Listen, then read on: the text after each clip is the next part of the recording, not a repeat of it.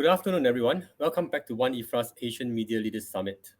This afternoon, we have two sessions for you. The first is titled Deep Dive, Supporting News Startups and Early Stage News Publishers. And the second is titled Evolving Business Models. The second session is about how news organizations have adapted to the realities of today's business environment in their own way in order to produce quality, independent, and sustainable journalism that serves their readers and communities. But to kick things off this afternoon, the first session is about startups and how new startups and early stage publishers play an important role in the news ecosystem by filling the information gap in their local communities and giving a voice to the underrepresented. Even though different startups have different structures and operating models, the goals they need to achieve are the same. They must all generate revenue, build successful teams, and create sustainable organizational processes in order to survive and thrive. This session aims to provide insights on how startups can strengthen their business through design thinking and outline the support available to grow their organizations. This session is supported by Google News Initiative. Before we start this session, once again, here are some housekeeping announcements. If you have any questions, please post it in the live Q&A box at the bottom. For social media posts, please tag us at #AsianMediaLeaders and also at WAN-IFRA. For Twitter, our handle is at newsconf, NEWSCONF. Here, now's the session. To get on with the session, our moderator for the session is Paulo Ami, which is the design lead of Echo's Innovation Lab. Paulo is based in Sydney and works on innovation initiatives with startups, large organizations, and governments. Take it away, Paulo. Thank you so much, Cam. Hi, everyone, and welcome. So it's great to be here. So thank you so much for taking the time to be with us today. As Cam mentioned, I'm a design lead at Echo's Innovation Lab, working in Sydney, Australia, and I'm very happy to be spending some time this afternoon with some friends here. So we have an exciting panel with us, Philip, Banupra, and Corio. Thank you all for joining us. So I will have you guys to have a quick round of introductions. So I would like to start with you, Philip. Thanks very much, Paulo, and thanks everyone for the opportunity. So I'm Philip Shen. I'm part of the APAC News Partnerships team here at Google, based in Singapore. And our team system through different ways of different programs. My personal focus, and this is through the Google News Initiative, is to support news startups, which I'm very passionate about, and also early stage publishers across the entire Asia-Pacific region. We'll elaborate a bit more in today's panel. And I look forward to an exciting discussion with you all. Great, thanks, Philip. Banupra, why don't you go next? Yeah, thanks, Paulo. My name is Bhanupriya Rao. I'm the founder of Behenbots, which is a digital media startup based in Hyderabad, India. We exclusively focus on reportage on women and gender diverse persons. So it's a very niche platform. And our mission is to make India a gender equal country. And we were really fortunate to be one of the 10 startups as part of Google News Initiative's India Startups program. And I'm so excited to be here. Thank you so much. Great. Thanks, Banupra. We are excited to have you here today. Corio, why don't you go next? Thanks, Paulo. Thanks for having me on this platform here. Well, I represent MDIF, which is an impact investment firm focused on independent media as well as impact across the world.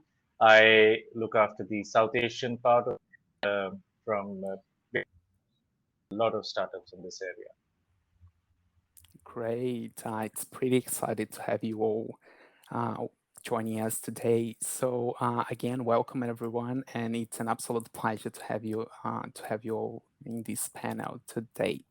So as the title of our panel suggests, we will talk about a couple of topics. So we'll talk about the support available for startups and early stage news publishers, and hopefully you will leave the session with some things to consider on audience centricity, news offerings, funding, business models and sustainability, and also the supporting programs available that you can apply, which is very exciting. As Kat mentioned at the beginning, feel free to drop any questions on the topic or share your thoughts and experience in the chat. We will be collecting some of these questions and we can answer them at the end of our Q&A here. So doing an introduction to our theme today, we know that, Philip, over the years, Google has built different programs to meet the needs of journalists and news outlets. So in order to have them and help them to succeed, right? I have the pleasure since 2019 to be working on a lot of these initiatives. So I participate in the Design Accelerator, the Product Labs, and also the Startup Labs. But I would love for you, Philip, to share a little bit with us, what are some ways that Google is currently supporting startups and early stage publishers? Yeah, sure. Thanks, Paolo. So you alluded to your point that Google, through the Google News Initiative, or GNI, in brief form, we do support news publishers in different shapes and forms. And today's session is about the digital natives, which is the next generation of news publishers. And to that topic and an area, let's first of all recognize that news startups and early stage publishers, they play a very important role in the news ecosystem by filling the information gap in their local communities and also giving a voice to the underrepresented from different regions, different languages, genders, and so on, different elements. So, and let's also recognize that it's not been easy for new startups in particular to overcome the challenges that are involved initially in their beginning, in the start stages, and also throughout the journey. And this all has been obviously even made more challenging through the pandemic. So therefore, from the GNI side, we have different programs targeting these new startups and early stage publishers in different shapes and different stages of their growth. So, for example, we have the Startups Lab program, which we just concluded one for India, and Gunapriya from Box, she has actually been one of the participants. So I look forward to hearing her learnings and insights in a bit. We have the Startups Bootcamp, which is targeting more early stage news entrepreneurs and aspiring journalists. And also, we also have some of the free to access on-demand materials available. It's all out there on the GNI website, such as the GNI Startups Playbook, but also some of the tools that are free to use for anyone.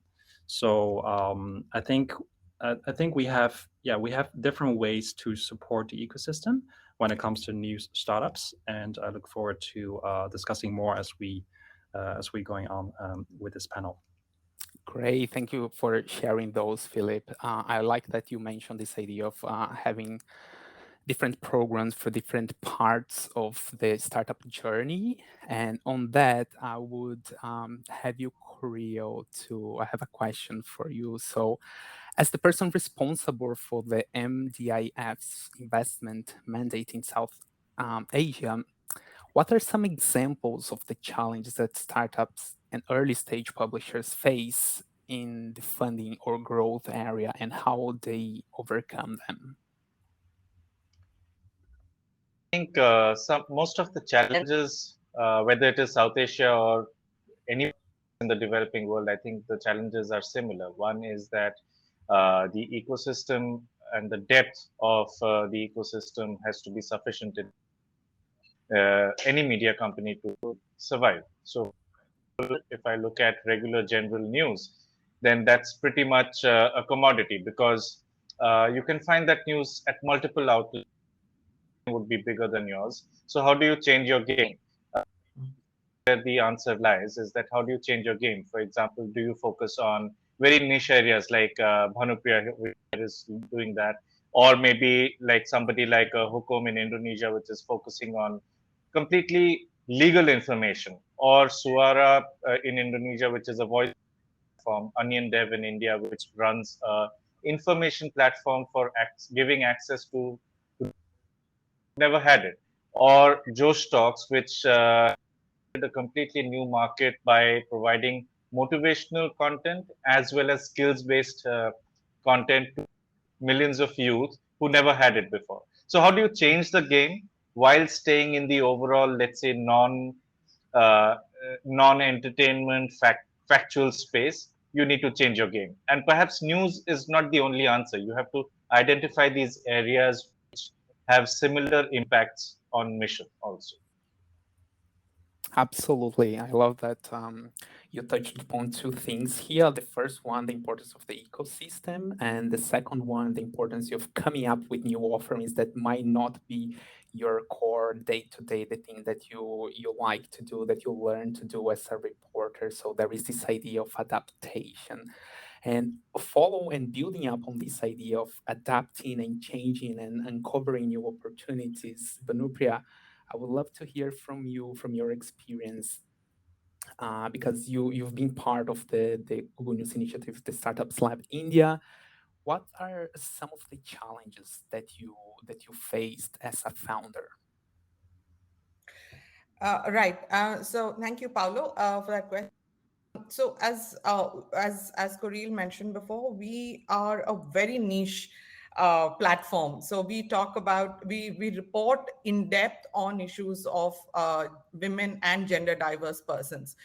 I think one of our biggest challenges right at the start was even having the talent that could apply a gender lens to anything. So that kind of talent was missing in the market, and so we had to kind of develop an entire sort of a talent pool, work with journalists to really help them understand what do we actually mean by gender lens on issues. So we're not just talking about women's issues, we're not just talking about menstruation and so on and so forth, which is what is understood as women's issues. What we're talking about is every issue has a gender dimension to it. So agriculture is a gender issue, labor is a gender issue, disability is a gender issue. So how do we make these intersect?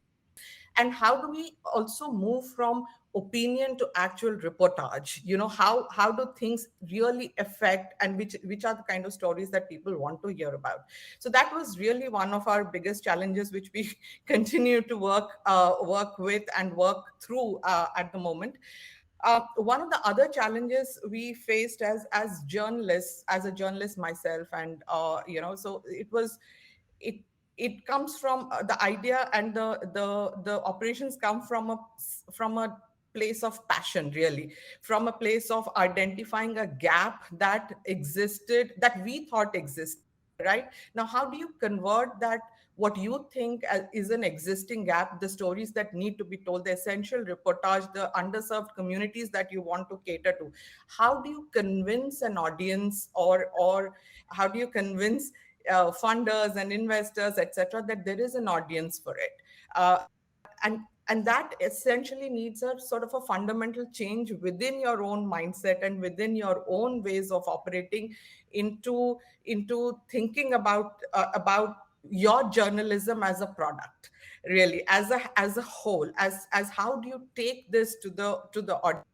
So these are and of course, and as Philip and Coril also mentioned, that the biggest sort of challenge in any sort of news media startup is really the funding and the investment parts of it, which, as a niche media outlet, we do feel it every day. So these are some of the challenges that we are working, Yeah. but also that these are challenges that we see that there are answers for it as well. Great.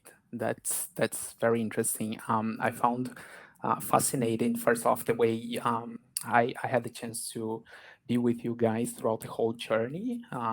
by leading the GNI Startup Lab India, and you guys have done such a great work. And while I still have you, I would love to have you to answer two questions. So the first one would be, because you mentioned about the challenges, right? So how important is to have support?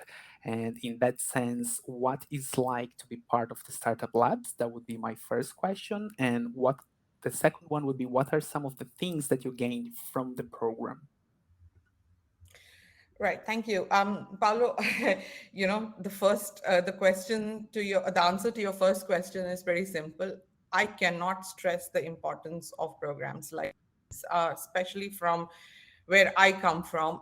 When we got selected for the lab in 2021 November, we just felt it came to for us at the most important time. We were at that phase where we knew that what the reportage we were doing was working, that there was a need for that reportage. Again, like I said, it comes from a sense of passion, and it comes from understanding that there is a whole 50% of the population out there, and they're also 100% because even men want that information, right? So we that there are communities that are underserved, but being part of the but the thing is, we kind of got stuck in our own sort of rhythm of everyday operations of, oh, what is our next story, what is our next set of stories, right? What we felt was missing in our own work was, how do we develop this into a sort of a coherent news product, a coherent information product? So that for us, it really came at a time when we needed that kind of support, and so therefore the whole process of being a part of the startups lab helped us sort of distance ourselves, in so many ways, distance ourselves as not like evolve ourselves more from being journalists to more sort of product thinkers, more into how do we take that mission forward in a more sort of constructive and coherent. And so a lot of tools that we gained as the process, in fact the most important being the audience centricity of things. And I think a lot of what we do today is sort of kind of flowing from that kind of thinking and that design thinking. Yes. So I would say that programs like these are very, very important for early stage startups, especially run by journalists themselves and not by entrepreneurs. Absolutely, that's great to hear. And just building on what you said here, this idea of showing and stressing how important the program was for you, I would love to hear a little bit more from Philip about the idea behind the Startup Lab. So if you can share a little bit more about that, and following that, what are some of the other programs available for news publishers and early stage startups? Yeah, thanks, Paolo and Bonipriya, and my pleasure. So first of all, I'm delighted to hear. I'm so glad to hear that the program has impacted Box and your business and your team to help you growth, and it came at the right time. And we hopefully will have plenty more of these programs and cases. So maybe to zoom out a little bit for the general audience who's watching and tuning in, is that as part of GNI's way to support the digital startups ecosystem, we have designed different programs, resources to help any news startups in different stages of their journey to launch and scale a sustainable news business. So example of this being the GNI Startups Lab, which we just concluded in India. So, which is actually a catalyst program, 16-week long, very intense.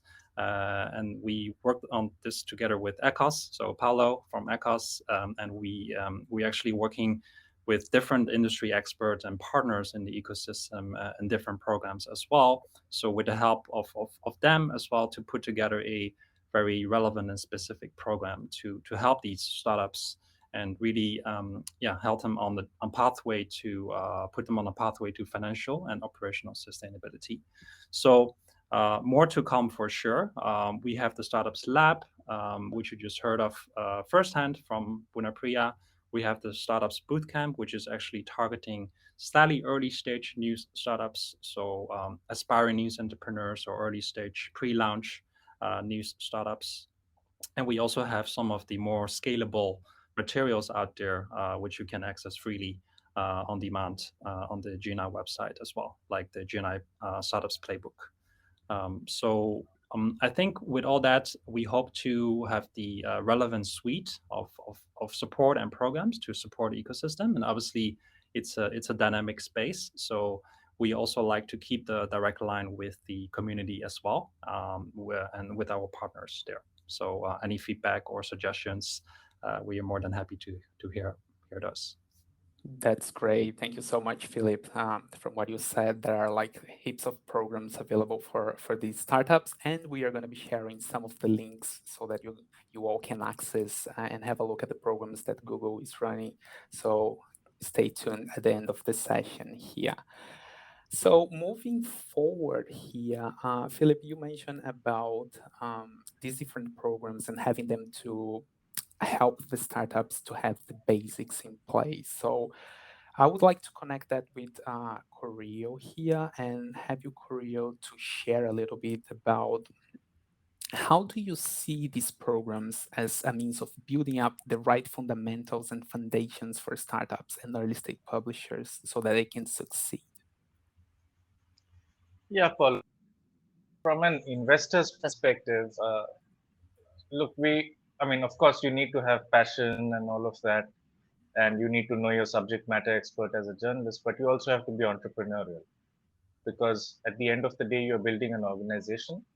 That organization has to survive for many years. It has to pay its bills. It has to pay its employees. You have a responsibility as an entrepreneur to make sure that those things are in place. And therefore, it is very necessary to bring a person, an entrepreneur, out of their own box. The longer you are in your box, you just keep falling in love with your product or thing. You don't have any perspective of what else is happening. So you need to bring people out of their boxes, put them in cohorts or groups where they understand that perhaps what is also critical analysis. People should be able to accept that there are certain deficiencies, work on them, build on them, maybe find new ways. And also these, I think all these accelerators and incubators, they provide a very good fertile ground for exchange of ideas, right? And you never know where you might strike next partnership or who might connect you with the right person, etc. And of course, there are many other things around product, audience, measure, monetization, etc., etc. Those are the harder skill sets that could be imparted, but I can't stress enough about the softer parts of it also. Absolutely, that's great to hear. And on that, do you have any thoughts about integrating design thinking process into helping structure a startup or early stage publisher's business model?